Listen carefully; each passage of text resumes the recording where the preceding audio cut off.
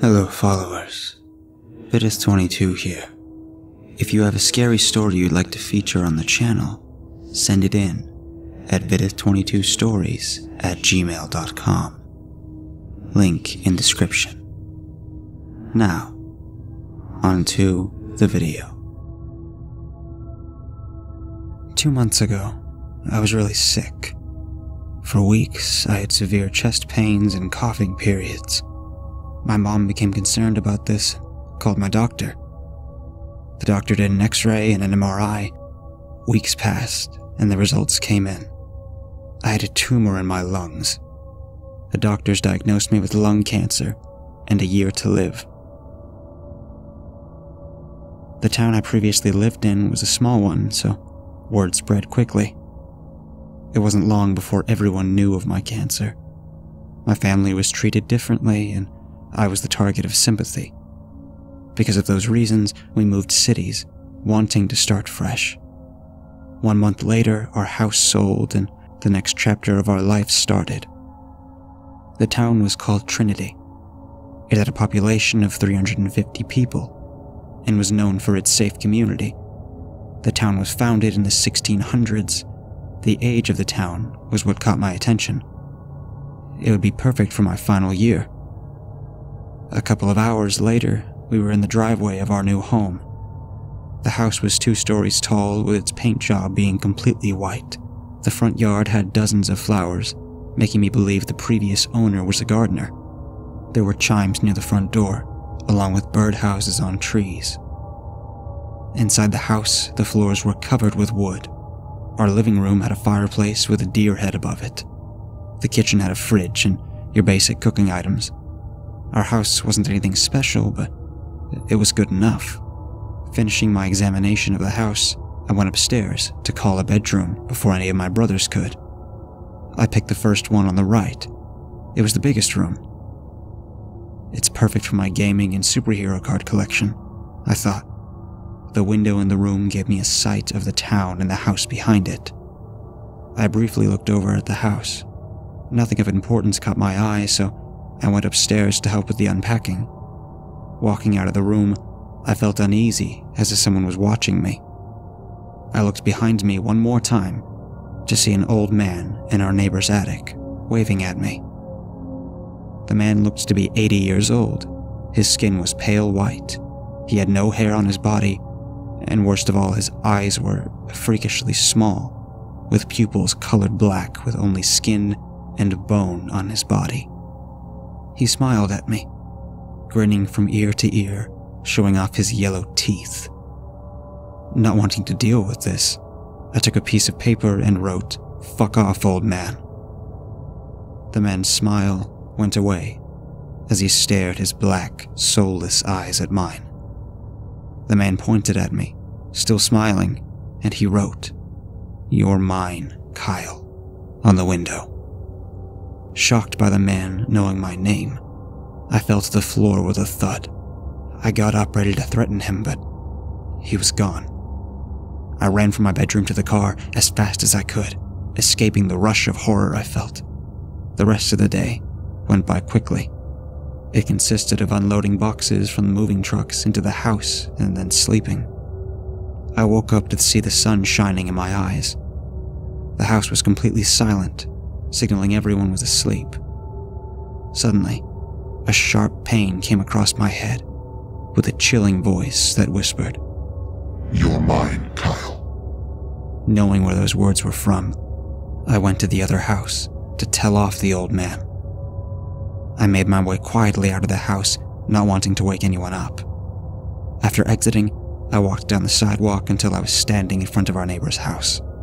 The windows had images of Jesus' birth, falling angels, and the sights of spirits trapped in houses. The paint was wrecked, looking like no one lived there. Ignoring this, I walked to the front door. I knocked 3 times and waited for an answer. About a minute later, I was greeted by a little girl with Hello Kitty pajamas. She looked to be 8 years old, with curly black hair and small green eyes.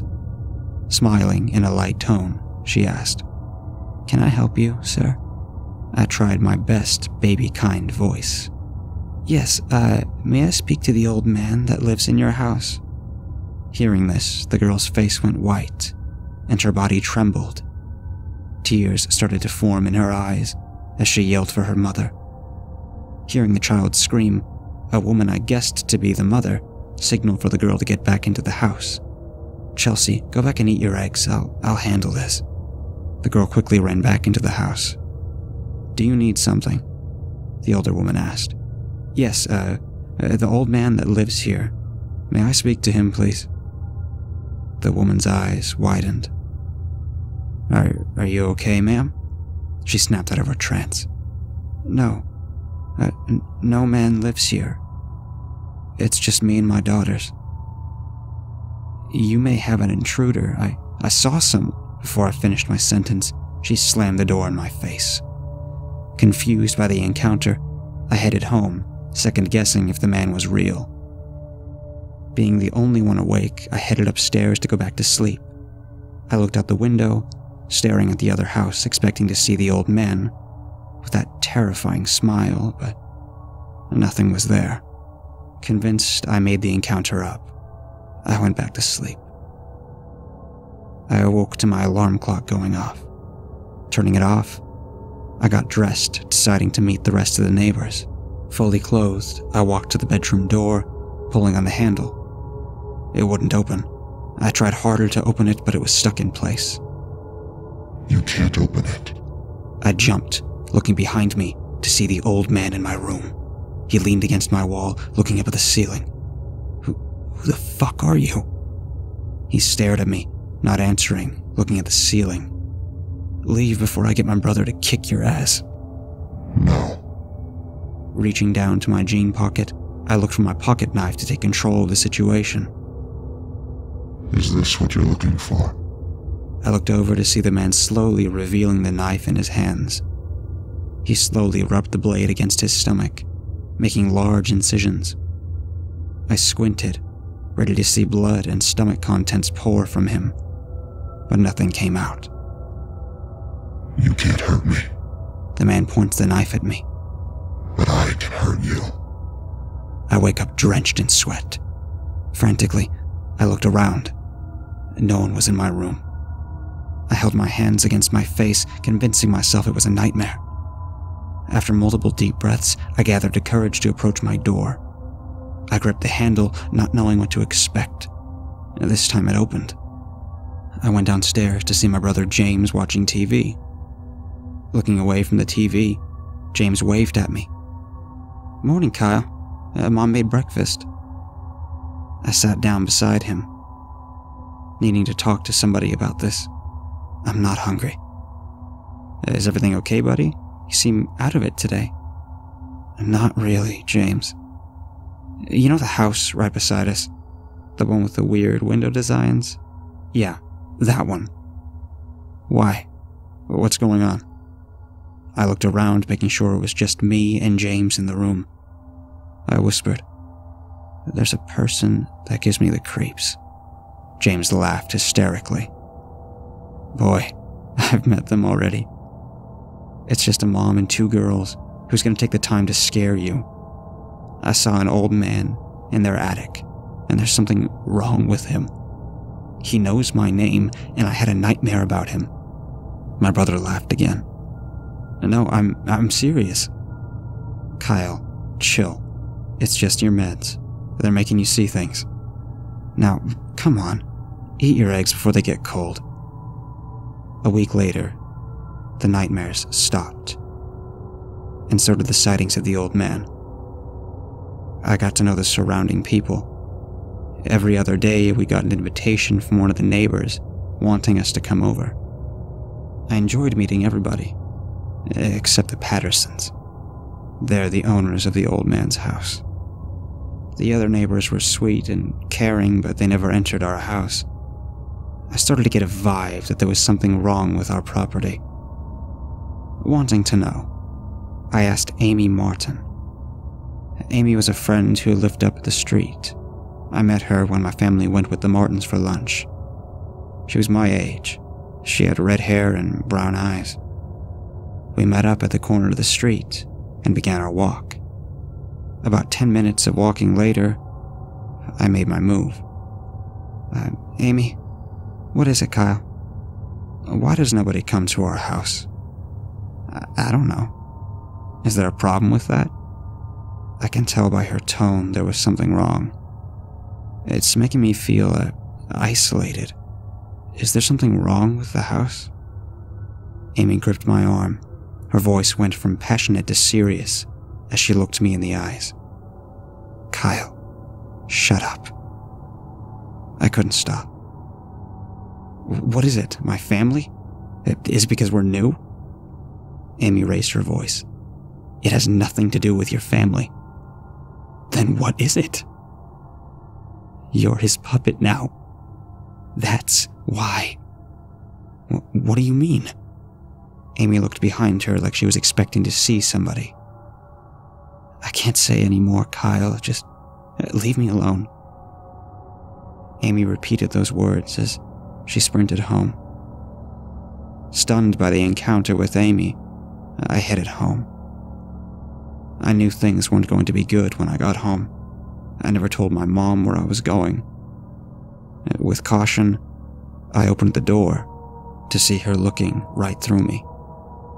She got up, displeased, ready to give me a lecture. Kyle, I know you go exploring at night, but why don't you contact me? I was so close to calling 911. I could hear by the tone in her voice that she wanted to cry. I stood there with my head down. I'm sorry, Mom. Kyle, you may not be scared, but I am. It tears me apart knowing the next day may be your last. Tears were streaming down her eyes at this point. Please don't put me through this. I slowly made my way up the stairs. I won't, Mom. I'm sorry. I descended into my room, onto my bed thinking about Amy. I pulled out my phone, sliding down to my contacts until I found her name. Hesitantly, I dialed her number. And right away, she answered. Hey, Amy, I know I was cut off by a very familiar whisper. Hello, Kyle. I stuttered to let out my words. How did you get her phone? The line died shortly after, leaving me frozen. I texted an apology, scared to call her again. Full of fear after sending the text, I shut off my lamp, seeing pitch black in my room as I closed my eyes to fall asleep. Falling asleep, there was something wrong. I felt uneasy, hearing small creaks from the floorboards. Something was wrong. Someone was in my room. Having a good sleep, Kyle? I jolted as I heard the voice. Scrambling to my lamp, I attempted to turn it on, but to no avail. I couldn't see him, but the outline of the man was unmistakable. There's no use in screaming. None of them can hear you. The old man's shape walked towards me. His steps were almost inhuman. Every time he walked, the legs would snap and turn sideways, and then frontwards again. He was now within arm's length. Time froze as he looked at me. She's right. You're all my puppets. Except you. I have something special planned for you.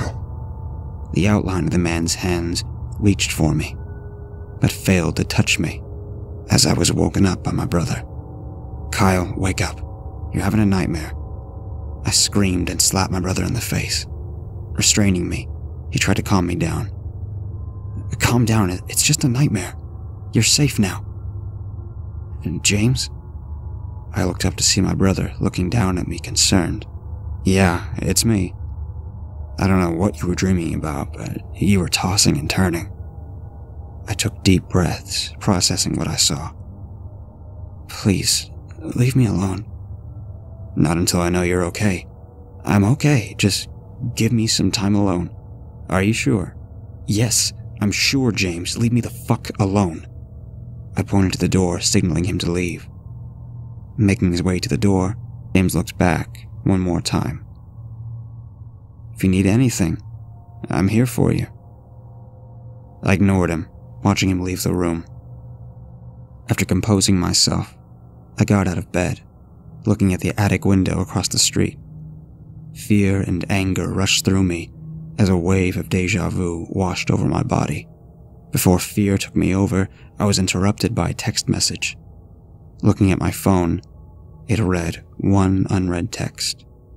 Opening it, I saw it was from an unknown number. Kyle Rogers, I think it's about time you know what's happening. Meet me at Chester Park in 1 hour. Don't tell anyone where you're going. And make sure you're not followed. You should know who I'm talking about. Look everywhere for him. House windows, house doors, even the woods. He doesn't know everything. Remember, Chester Park, 1 hour. Before I could text back, the conversation disappeared. Knowing this would be my only chance to get answers, I decided to meet the person at the park. I headed to the kitchen, looking at a batch of freshly cooked pancakes. My mom sat at the table, scrolling through her Facebook while James threw a football outside. I grabbed some pancakes and I must have gotten her attention as she looked at me. "Hey, sweetie, how are you doing?" "I'm fine, Mom." The words stretched so low that I sounded like a robot. She lowered her phone and got out of the chair. "Kyle, I know what you have right now isn't the easiest thing to cope with, but please don't give up." She was talking about my cancer, but I worried about it. "I know, Mom. I'm okay. Really. Come on. I wasn't born yesterday. I know when something's bothering you." I couldn't tell her what was going on. What was I supposed to say? There's an old man making my life hell, or I've gotten the weirdest text ever? She'd think I was fucking crazy. Snapping out of my trance, I heard her talking again. "Kyle, I gave up my job to be with you. James is taking a break from high school just for you. Please, we don't want you to be unhappy. Talk to us. What's the matter?" I looked down at my feet, staying quiet. I didn't show it, but I felt terrible for putting you through this.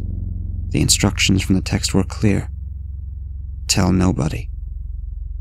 I sat at the table, eating my pancakes, ignoring my mother, and saying nothing. I finished my pancakes, putting them in the sink, and then heading to the door. "You're going outside again, aren't you?" I nodded my head. "I guess I can't stop you. Be home by 5. I nodded, walking slowly to the park, looking at every window, street, and constantly behind me. He was nowhere to be seen. The park was now in view. It was empty, claiming me as the only person there. I checked the time. 11:26 a.m. Whoever was going to meet me would be here soon.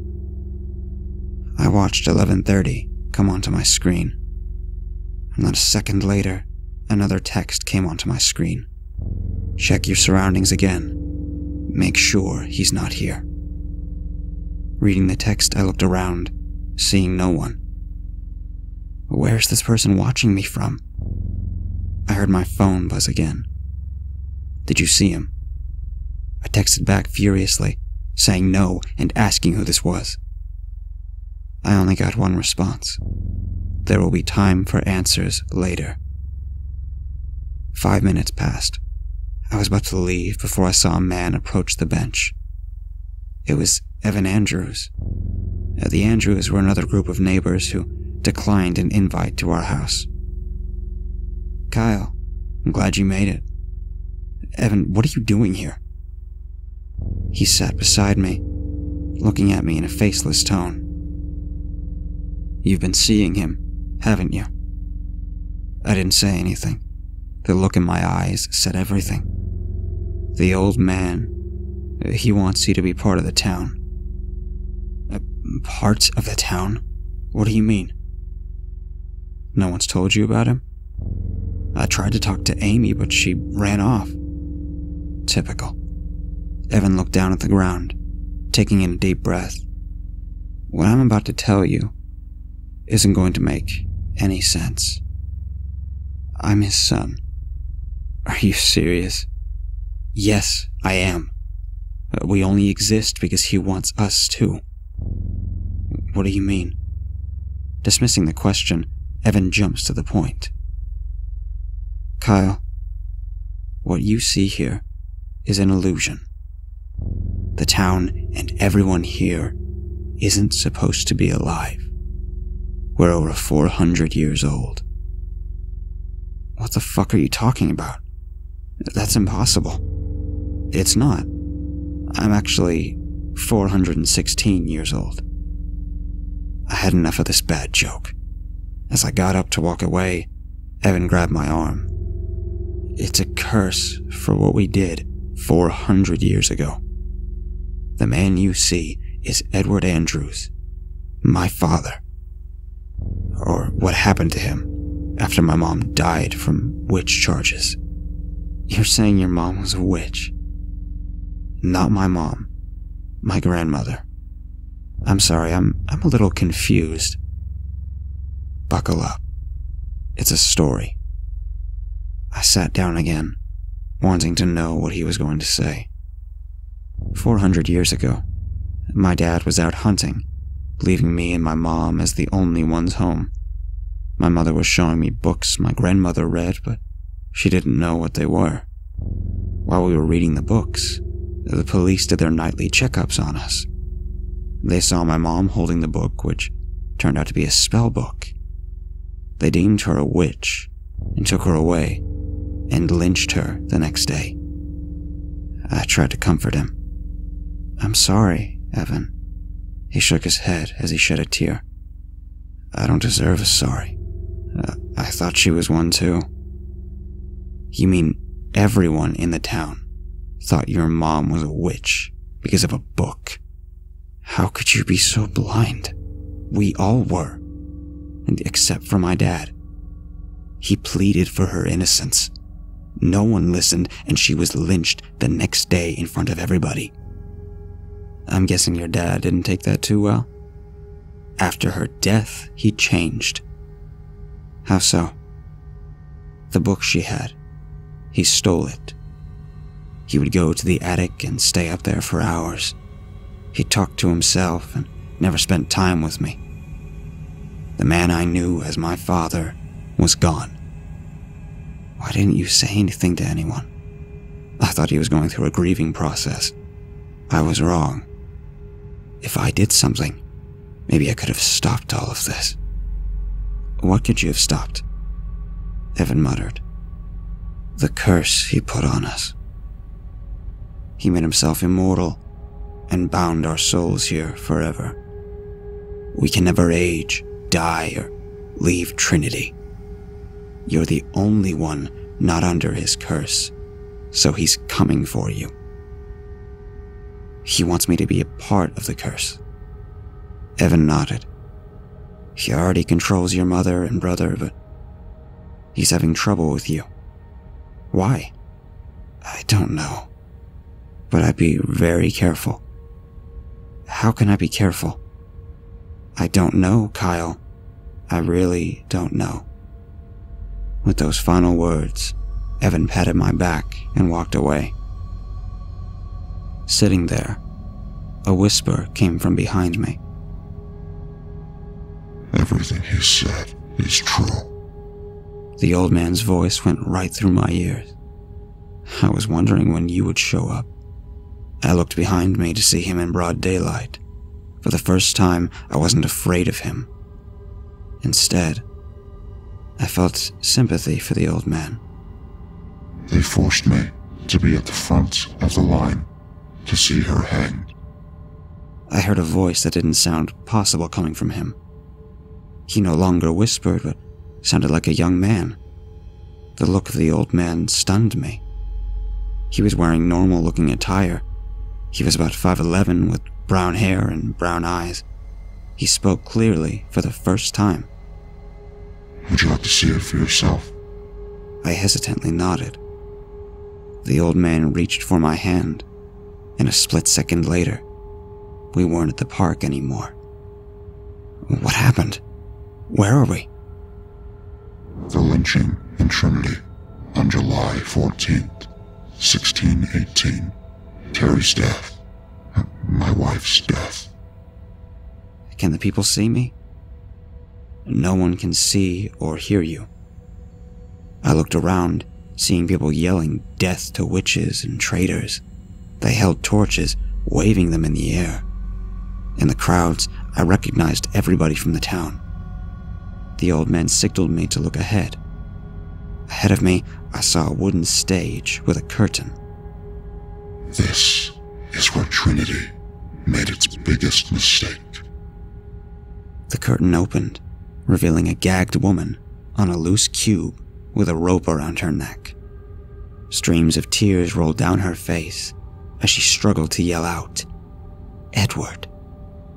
She was interrupted as a man from the crowd walked up the stage. The man wore a suit and signaled for the crowd to be quiet. The man spoke, his voice echoing. "Terry Andrews, you have been committed to death for plans to use sorcery on our town. You plead innocent, yet it is obvious you intended to use this on someone. With you gone forever, this town will be forever safe." After saying this, the man roams to the other side of the stage, where a lever sits upright. "May God have mercy on your soul." The man pulled the lever, causing the cube to fall. A small scream came from Terry as she descended to the ground before her neck snapped. What was Terry was now a lifeless body swinging left to right on a loose rope. The crowd applauded louder, watching the motionless body. "Death to all witches," everyone in the town yelled. The old man flinched. In a quiet whisper, he grabbed my hand again. "It's time to get out of here." He grabbed my hand again, and I blinked to find myself sitting on the park bench. "What do you want from me? You've been harassing me for weeks, driving me to near insanity. Is this another stunt?" Asking the old man, he didn't do anything. Instead, his voice drifted. "For 400 years, this town suffered because of me. Everyone should be at rest now, seeing their families. Instead, they are stuck in a prison I made. I want to end what I have started, but for that to happen, I need your help." My worst fear of what I thought was going to be the death of me was now asking me for help. "What do you need help with?" "I want to break the curse." "You said they would be trapped here forever. How can it be broken?" "The person that cast the spell must be killed. For that, my soul must be destroyed." He paused, signaling it was going to be bad for me. "For the curse to stop, you must let me have your soul." "What?" "My soul is under this spell, meaning I can't die. But if my soul were to bond with yours, the spell wouldn't be able to work because of your terminal illness. If you do accept this, though, you will be given 1 day to live." "So I'll die, and you'll die. Then what will happen to the town?" "Everyone's soul will finally be at rest." I took a slow, deep breath. "I accept your offer." The old man smiled as he touched my heart. "Thank you." The man disappeared in front of me. A faint blue light flew into me. "Mom, James, this happened 23 hours ago. I don't have much time left. Thank you for listening to me and being the best mother and brother in the world. No, I must go. Thank you. I love you all." Once Kyle's eyes closed, the people of Trinity started to disappear. They felt happiness for the first time in 400 years as they vanished. Their souls were now free, with Kyle making the ultimate sacrifice.